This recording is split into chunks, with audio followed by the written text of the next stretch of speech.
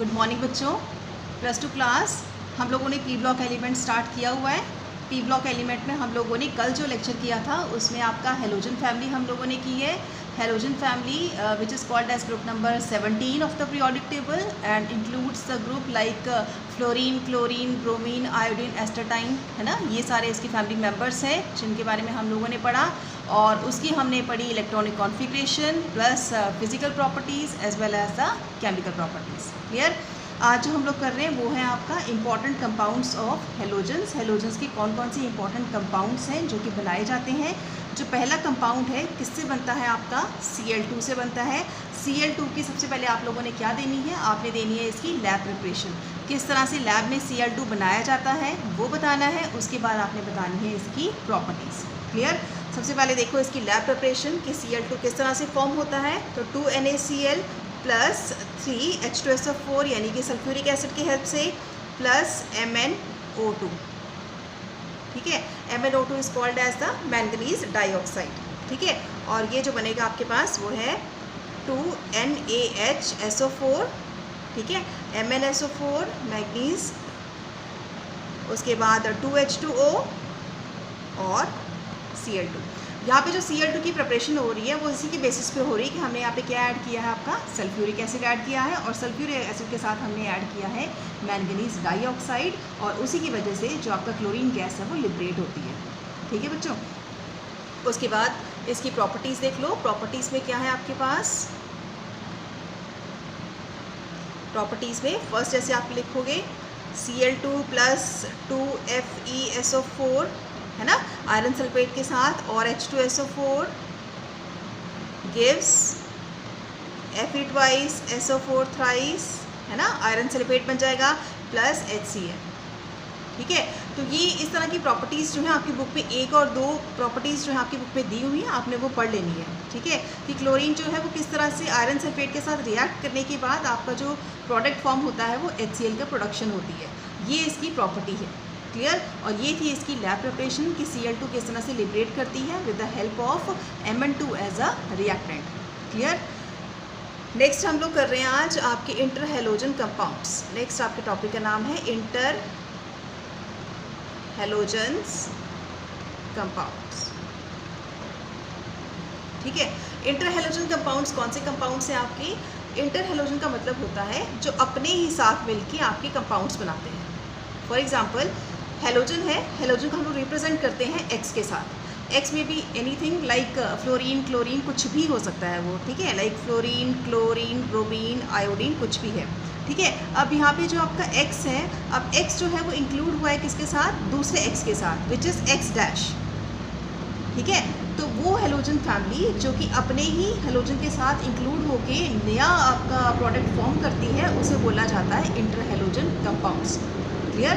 तो फिर से देख लो, ये वाले हेलोजन्स जो होते हैं वो क्या करते हैं, अपने ही कंपाउंड्स के साथ ऐड होके और क्या बनाते हैं, नया प्रोडक्ट बनाते हैं जिसे हम लोग बोलते हैं इंटर हेलोजन कंपाउंड्स। सिंपल हम इस तरह से रिप्रेजेंट करते हैं इसको X डैश। ठीक है, तो ये है आपकी इंटर हेलोजन कंपाउंड्स। क्लियर। अब इंटर हेलोजन कंपाउंड्स में आपके पास कुछ भी हो सकता है, लाइक इनकी प्रॉपर्टीज़ के बारे में अगर डिस्कस करें तो जितने भी आपके इंटर हेलोजन कंपाउंड्स हैं वो सारे क्या होते हैं, डायामैग्नेटिक होते हैं। ठीक है, पहली बात क्या है, जितने भी आपके इंटर हेलोजन कंपाउंड्स हैं वो सारे क्या हैं, डायामैग्नेटिक। डायामैग्नेटिक का मतलब क्या होता है, डायामैग्नेटिक का मतलब होता है जिसके पास अनपेयर्ड इलेक्ट्रॉन्स नहीं होते। ठीक है, जिसके पास अनपेयर्ड इलेक्ट्रॉन्स नहीं होंगे उसे हम लोग क्या बोलते हैं, डायामैग्नेटिक।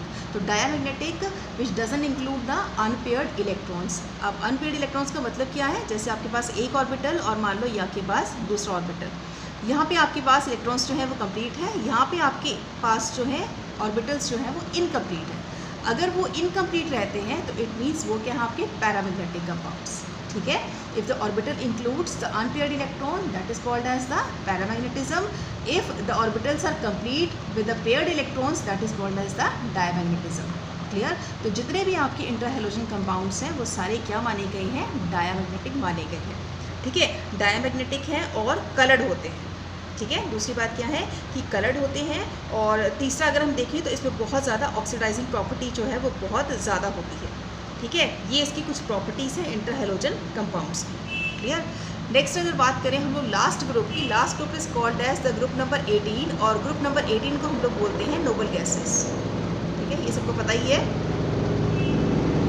ग्रुप नंबर 18 है। ग्रुप नंबर 18 को हम लोग बोलते हैं नोबल गैसेस। इनको नोबल गैसेस क्यों बोला जाता है और इनको हम लोग इनर्ट गैसेस क्यों नहीं बोलते और नोबल गैसेस ही क्यों बोला जाता है, इसके बारे में हम लोग अभी डिस्कस करते हैं। जितने भी आपकी ग्रुप नंबर 18 है उनका आपका जो इलेक्ट्रॉनिक कॉन्फ़िगरेशन आती है वो आती है आपकी NS2 और NP6, यानी कि टोटल इसमें जो है आउटर मोस्ट में कितने इलेक्ट्रॉन्स हैं, टोटल 8 इलेक्ट्रॉन्स इसमें प्रेजेंट है। अब 8 का मतलब है कि उसका ऑक्टेट कंप्लीट है। क्लियर, ना वो इलेक्ट्रॉन्स दे सकता है, ना वो इलेक्ट्रॉन्स लूज कर सकता है, ना वो इलेक्ट्रॉन गेन कर सकता है। ठीक है, मीन्स कि there is no scope of energy receiving और गिविंग, कुछ भी ऐसा स्कोप नहीं है, बिकॉज उसका ऑक्टेट जो है वो ऑलरेडी कंप्लीट है।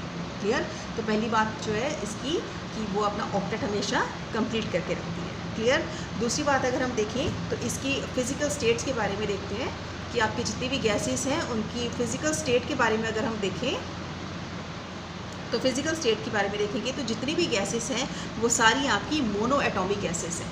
All the gases are mono atomic.